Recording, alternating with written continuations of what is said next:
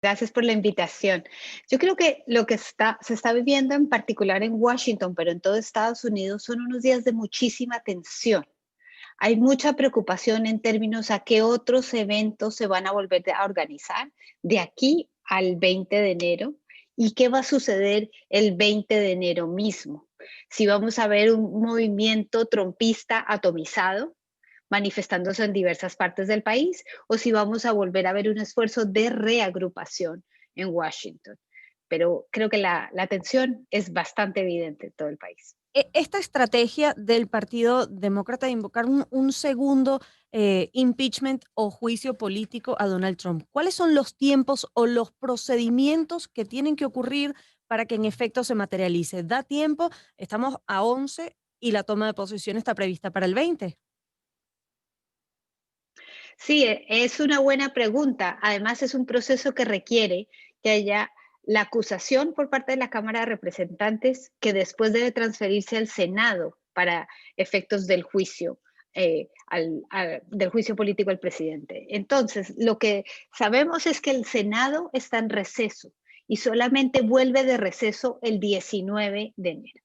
Y ahí se escuchan dos voces divergentes dentro del Partido Demócrata. Aquellos que piensan que tiene sentido empezar el proceso y que se debe transferir al Senado y que el Senado con una presidencia demócrata va a poder resolver en qué minuto hacer el juicio político, que puede que no se haga inmediatamente, que no tendría sentido empezarlo en ese momento, sino que podría incluso posponerse y llevarse a cabo más adelante. Algunos han incluso sugerido que se empiece luego de los primeros 100 días de la administración Biden, de manera que todo el esfuerzo y el capital político se pueda, digamos, concentrar en la agenda del nuevo gobierno. Pero, y aunque el presidente esté afuera, el sentido de hacer un proceso de estos, el juicio político, el impeachment contra el presidente, sería que de ser encontrado culpable, el expresidente Trump no podría volver a ocupar un cargo de elección popular.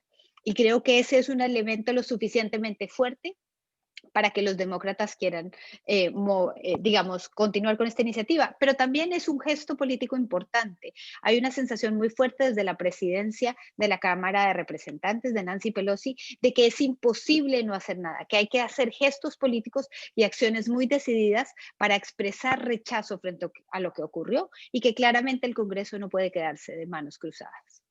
Justamente Nancy Pelosi ha sido vehemente en esto, pero ¿no teme que justamente el hacerle un juicio político a Trump puede convertirlo en un mártir y puede hacer que estos movimientos que en este momento están apoyando su tesis de fraude, que no ha sido comprobada por nadie, y que quizás movieron a esa turba a que se metiera en el Congreso de los Estados Unidos, pues puedan tener ahora una posición más radical? Conversamos con Elena Olea, quien es nuestra invitada, es directora asociada de programas de Alianza Américas. Adriana, yo creo que el punto que tú estás haciendo es un punto clave y es esa fina línea en que tiene que caminar el Partido Demócrata. ¿Cómo condenar sin convertir a Trump en un mártir? Que es parte de la estrategia que él está jugando. Y esto, por supuesto, yo creo que está directamente vinculado al apoyo que el Partido Republicano le dé o no le dé. Y yo creo que aquí hay realmente un proceso de reflexión interna en el Partido Republicano. Todos nos hemos preguntado si los gestos de esa misma madrugada, entre el 6 y el 7 de enero, muy temprano, de algunos senadores republicanos en que decían como, bueno, hasta aquí llegamos con Trump, se van a mantener. O si en algún momento, valorando el capital político que todavía tiene Trump, van a echar para atrás y van a tratar de mantener algún vínculo. Y yo creo que esa es la fina línea que tienen que jugar los demócratas. Por lo tanto, toda acción, todo gesto, ya sea político, público, tiene que ser cuidadosamente medido. Ese es el desafío en el que están las élites Y a políticas. propósito justamente de ese cuidado que hay que tener, ¿no estarían más interesados los republicanos que los demócratas en hacerle ese juicio Ujú. político a Trump para sacarlo del camino en el próximo periodo presidencial, que es 2024? 24. Es una buena pregunta. Yo creo que no, porque realmente es importante recordar que Trump logró la mayor votación histórica de un candidato presidencial republicano. Él ha logrado mover a las masas en favor del Partido Republicano de una forma que no se había logrado hacer antes. Eh, Antes asociábamos al Partido Demócrata con la clase trabajadora y al Partido Republicano con las élites. Lo que hemos visto es un realineamiento de los partidos políticos y ese ha sido, digamos, uno de los grandes méritos políticos de Donald Trump, haber logrado presentarse como el candidato del pueblo sin que sea del pueblo, sin que haya hecho nada por el pueblo. Pero esa es la narrativa que logró instalar. Y yo creo que es por eso que los republicanos tienen dudas de si romper definitivamente con Trump o no. Y se están preguntando cómo pueden como continuar con él, pero medio escondido debajo de la cama, ¿no? Ese es el desafío que están enfrentando. Conversamos con Elena Olea, ella es directora asociada de programas de Alianza Américas, y justamente sobre ese debate del Partido Republicano. ¿Qué figuras pueden emerger para como liderazgo dentro del partido, dado que también se plantea los escenarios que una vez salga de la Casa Blanca, el presidente Donald Trump pueda incluso enfrentar cargos penales? Bueno, hay varias figuras que estuvieron en la elección pasada, en el 2016, que fueron precandidatos presidenciales que claramente tienen ambiciones a ser líderes del partido. Uno de ellos muy claro es Ted Cruz de Texas. Y yo creo que por eso él asumió esta posición de apoyo a cuestionar las elecciones y se mantuvo hasta el final. Pero él tiene un gran nivel de rechazo político, tuvo incluso dificultades para ganar la última reelección, pero él es un candidato. Otro candidato importante es Marco Rubio, que es cubano-americano, que está senador de la Florida, es otra figura también emergente, importante dentro del partido, pero también en la Cámara de Representantes tenemos figuras como Liz Cheney, la hija de Dick Cheney, que ha tenido una posición mucho más distante y más crítica de Trump.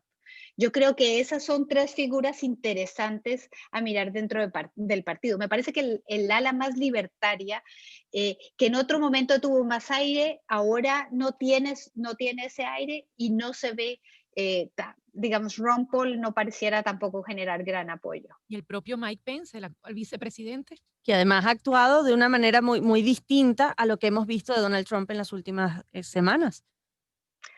Lo que pasa es que yo creo que Mike Pence tiene una gran debilidad y es su poco carisma, ¿no? Es una personalidad política muy plana, es muy conservador en algunos aspectos sociales y eso le da cierto dividendo, tiene cierto apoyo de sectores cristianos, pero no logra tener esa gran fuerza política. Y él, digamos, actuó también muy estratégicamente a la sombra de Donald Trump, pretendiendo o teniendo aspiraciones presidenciales, pero no pareciera tener la fuerza política necesaria para seguir adelante. Conversamos con Elena Olea, quien es directora asociada de programas de Alianza América.